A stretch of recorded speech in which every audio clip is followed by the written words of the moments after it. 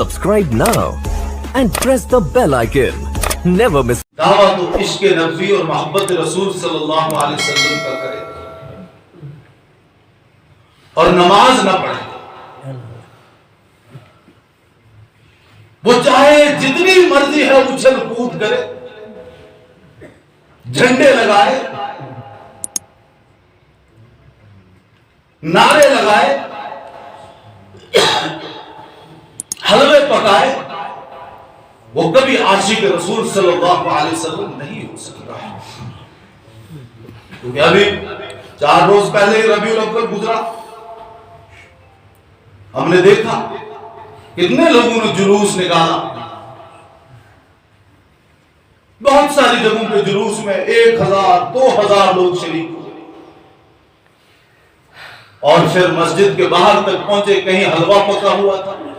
کہیں سیویاں بنی ہوئی تھی، کہیں بریانی پکائی گئی تھی، بریانی بھی کھائی، حلوہ بھی کھایا،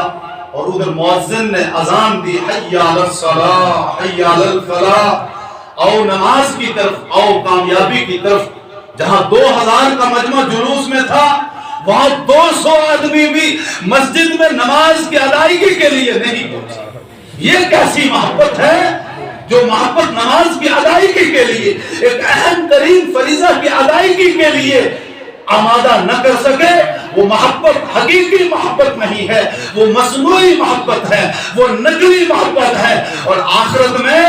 رسول اللہ صلی اللہ علیہ وسلم کی جو حقیقی محبت ہوگی، جو محبت ان تقاضوں کو پورا کرنے پہ بندے کو آمادہ کرے، وہی محبت نجات کا ذریعہ ثابت ہوگی. اور جو محبت ان تقاضوں کو پورا کرنے پہ آمادہ نہ کرے، وہ مجازی اور وہ مصنوعی اور وہ نقلی محبت ہے. وہ محبت کبھی نجات کا ذریعہ ثابت نہیں ہو سکتی.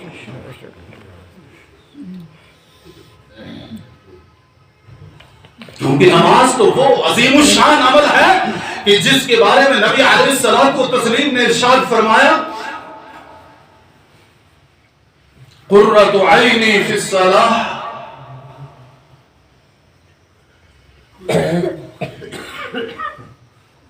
نماز میں میری آنکھوں کی ٹھنڈک. گویا کہ جو بندہ پابندی کے ساتھ نماز ادا کرتا ہے، وہ نبی علیہ الصلوۃ والتسلیم کی مبارک آنکھوں کو ٹھنڈک پہنچاتا ہے،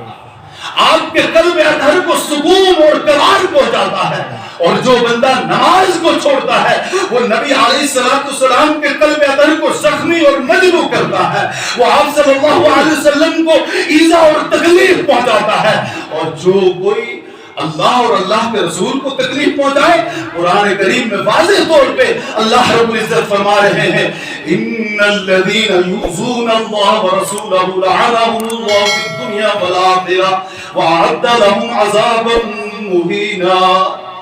کہ جو لوگ اللہ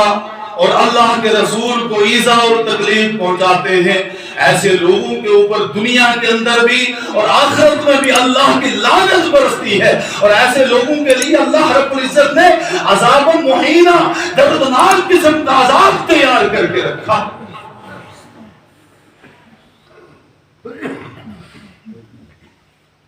اور نماز وہ عظیم الشان عمل ہے کہ جب آقا علیہ الصلوۃ والسلام کی طبیعت ناساز تھی، بہت زیادہ علیل چل رہے تھے، اور آپ صلی اللہ علیہ وسلم کے وصال سے 1 روز قبل کی بات ہے، 11 ربیع الاول، آپ صلی اللہ علیہ وسلم کی ولادت باسعادت میں سیرت نگاروں اور مورخین کا اختلاف ہے کہ آپ کی ولادت باسعادت 2 کو ہوئی، 8 کو ہوئی، 9 کو ہوئی، 12 کو ہوئی، مختلف اقوال. لیکن آپ کے وصال اور پردہ فرمانے کے بارے میں سب متفق ہیں کہ آپ کا وصال 12 ربیع الاول ہی کو ہوا ہے. اور 11 ربیع الاول کی بات، 11 ربیع الاول آپ صلی اللہ علیہ وسلم اس قدر علیل ہیں کہ آپ سے اٹھا نہیں جا رہا. اپنے چچا حضرت عباس رضی اللہ عنہ اور اپنے داماد اور چچا زاد بھائی حضرت علی رضی اللہ عنہ سے فرمایا، تم یہاں ہی ٹھہرو، یہاں ہی جماعت کر لیتے ہیں۔ ادھر ابو بکر صدیق رضی اللہ عنہ سے فرمایا کہ جائیے اور آپ نماز مسجد نبوی میں میرے مصلی پر نماز پڑھا دیجیے، تمہیں اختیار ہے، تمہیں اجازت ہے۔ ابو بکر صدیق رضی اللہ عنہ چلے گئے اور ظہر کی نماز کی امامت شروع کر دی۔ صحابہ آپ کی ابتدا میں نماز ادا کر رہے ہیں۔ نبی علیہ السلام کھڑکی کھولی، منظر دیکھا تو اپنے چچا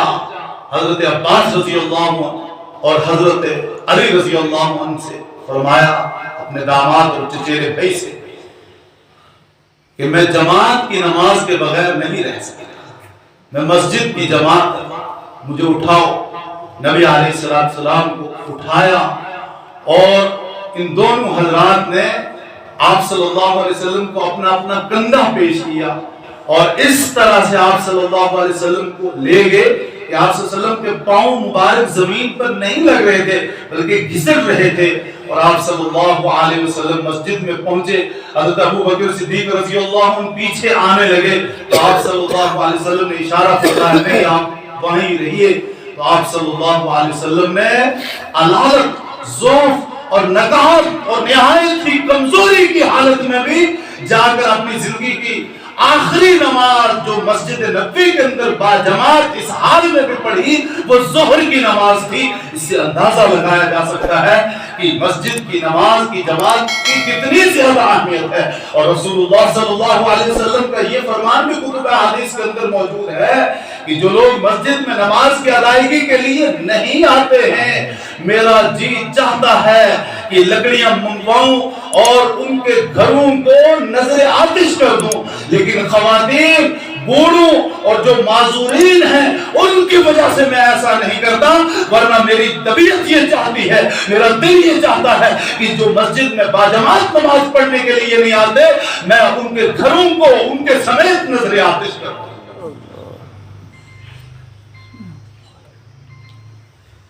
مسجد کے دروازے پر آ کر حلوہ بریانی کھا کر واپس لوٹ گئے، لیکن مؤذن کی صدا حی علی الصلاۃ اور حی علی الفلاح پہ لبیک نہیں کہا۔ کس قدر افسوس کی بات ہے، اور دعویٰ یہ کر رہے ہیں یہ نماز پڑھنے والے، یہ قرآن کی تلاوت کرنے والے، یہ کثرت سے نبی علیہ السلام پر درود و سلام بھیجنے والے،